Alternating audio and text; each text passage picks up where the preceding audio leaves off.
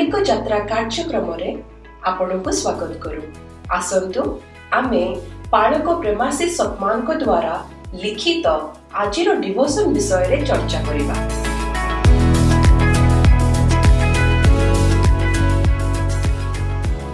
Praise the Lord. Praise the Lord. आज आमे गोटे बहुत भल विषय रे कथा हेबा। पालक प्रेमाशीष सतमनकर गोटे लेखा अछि सत्य सहित चिंताधारा को आविष्कार करिबा। सेइटारु किछि मुख्य अंश नै आलोचना करिबा। निश्चित भावरे ए लेखाटा मुख्यतः आम चिंताधारा उपरे, माने आमे केमिति भाबुछे सेइटा आम जीवन को केमिति गढुछि आउ केमिति आमे सत्य को पॉजिटिव चिंता को आपणे पारिबा से विषय रे। एकदम लेखार मूल कथा हैला मन होछि एको युद्ध क्षेत्र। हाँ, सेटा बहुत शक्तिशाली कथा। लेखक आरंभरू पचारुछंती आम मनटा तो गोटे युद्ध क्षेत्र भलिया, सबु बेले संदेह भय आ केते कोन नेगेटिव चिंता सब घुरे बोलुछि। मन भितरे गोटे अशांति। हाँ, तेबे ए जो विशृंखला एहा को केमिति शांत करिबा। आउ गोटे प्रश्न से पचारुछंती, कोन खाली खराब चिंता को मनरू बाहर करि देबा को चेष्टा कले काम हे जिवो? अच्छा, एटा बहुत गुरुत्वपूर्ण कथा। लेखा अनुसारे ना केवल नेगेटिव चिंता को हटेई देले हबनी, कारण मन केबे खाली रहेनी, बुझिले? हाँ ठीक। इठी पाउलंको परामर्श कथा आसुची फिलिपी 4:8। और मजा कथा हैला पाउल इटा जेल भितरु लेखुथिले, माने निजे अनिश्चितता भितरे थिले। ओहो अच्छा। हाँ, तथापि से कहउचंती जहा सत्य, जहा आदरणीय, जहा ठीक, जहा शुद्ध, जहा भल लागिबा बळे, जहार ना अछि भलरे, सेही सबु भल गुण और प्रशंसा योग्य कथा उपरे ध्यान दियो। माने नेगेटिव को हटेबा बदल रे पॉजिटिव रे मन देबा। एकदम खाली हटेबा नुहे, ताकू बदलेबा, रिप्लेस करिबा सत्य सहित। एई बदलेबा कथाटा बहुत दरकारी लागुछि। लेखारे गोटे उदाहरण भी अछि ना, से अंधार कोठरी कथा। हाँ हाँ, सेटा बहुत सुंदर उदाहरण। जेमिति अंधार कोठरी रु आमे अंधार को काढी परिबानी, किंतु लाइटटा जळाई देले। हाँ, लाइट जळाई देला अंधार आपे आपे चली जाए। सत्यटा से लाइट भले काम करे। ठीक। किंतु प्रश्न हेउछि, आमे जेतेबेले चारियाडू नेगेटिव कथा शुणुछे बा अनुभव करूछे, सेतेबेले ए सत्यर आलोक को केमिति जळाई रखिबा। सेटा चैलेंज। लेखाटाई सत्य को आहुरी स्पष्ट करूची।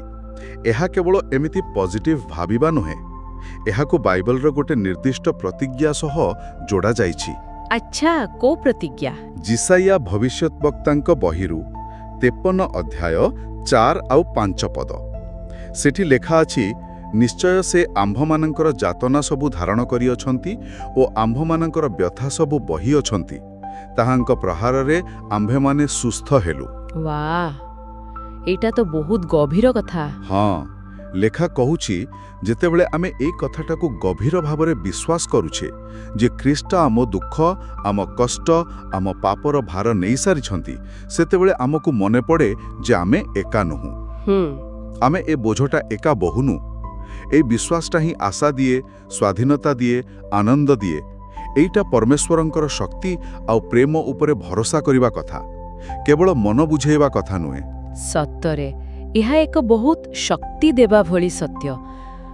किंतु माने जेतेबेले हठात मन को चिंता आसे कि भय लागे, सेई मुहूर्त रे केमती यहा को प्रयोग करिबा? किछि प्रैक्टिकल टिप्स अछि कि लेखारे? हाँ हाँ अछि। गोटे बहुत सरल किंतु काम देबा भली कथा कहा जाइछे।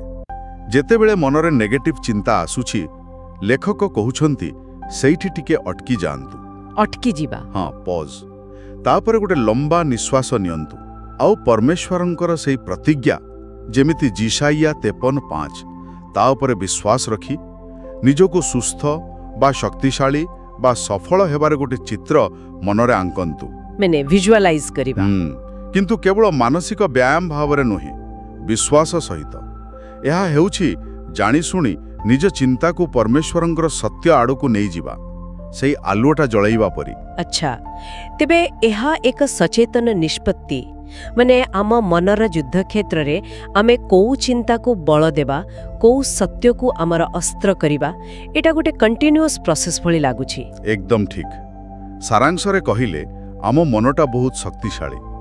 जदि आमे चेष्टा करिबा एहाकु सेई फिलिपियो 4:8 रे कुहा जाइथिबा भल जिनिसरे भरिबा पई, सत्य, आदरणीय, ଯଥାର୍ଥ ବିଶୁଦ୍ଧ କଥା ତେବେ ଆମ ଜୀବନରେ ସୁସ୍ଥତା ଶାନ୍ତି ଆନନ୍ଦ ଆସିପାରେ।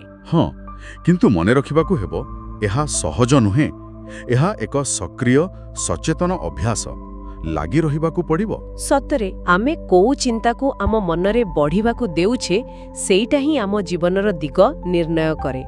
ପାଳକ ପ୍ରେମାଶିଷ ସତ୍ମନଙ୍କର ଏହି ଲେଖା ଆମକୁ ଏକଥାଟା ବହୁତ ଭଲ ଭାବରେ ମନେ ପକାଇ ଦେଉଛି ଆଉ ବାଟ ବି ଦେଖାଉଛି। ଶେଷରେ ସମସ୍ତଙ୍କ ପାଇଁ ଗୋଟେ ପ୍ରଶ୍ନ ଛାଡ଼ି ଦେଇଯିବାକୁ ଚାହିଁବି ଏଇ ଲେଖାକୁ ନେଇ। ଏହି ମୁହୂର୍ତ୍ତରେ ନିଜ ମନର କୌଣସି ଏକ ଅନ୍ଧାରିଆ କୋଣକୁ ଦୂର କରିବା ପାଇଁ ପରମେଶ୍ୱରଙ୍କର କେଉଁ ସତ୍ୟର ଆଲୋକଟିକୁ ଜଳାଯାଇପାରିବ? ଆମେନ୍। ଆମେନ୍।